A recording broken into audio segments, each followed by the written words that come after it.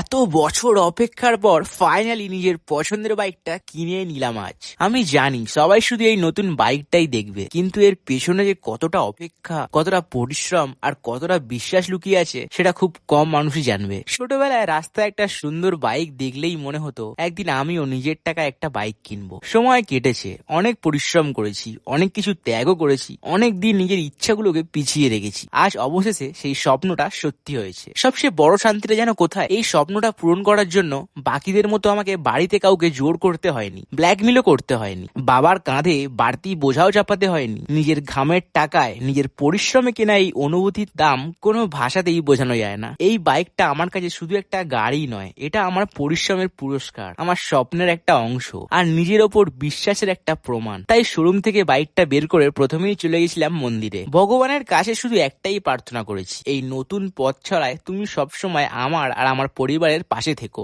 নতুন বাইক হয়তো সবাই কিনতে পারে, কিন্তু নিজের স্বপ্নকে ছুঁয়ে দেখার অনুভূতিটা ভাষায় বোঝানো যায় না। যারা শুরু থেকে আমার পাশে ছিলে, আমাকে ভালোবেসেছো, সাপোর্ট করেছো, তোমাদের প্রত্যেককে মন থেকে ধন্যবাদ। আর যারা আজও নিজের স্বপ্নের জন্য লড়াই করছো, তাদের একটাই কথা বলবো, হাল ছেড়ো না। স্বপ্ন সত্যি হতে সময় লাগে, কিন্তু পরিশ্রম কখনো বৃথা যায় না। Welcome home my buddy. এটা শুধু একটা নতুন বাইক নয়, এটা একটা নতুন জার্নি শুরু হলো আমার। এখনো অনেক রাস্তা বাকি।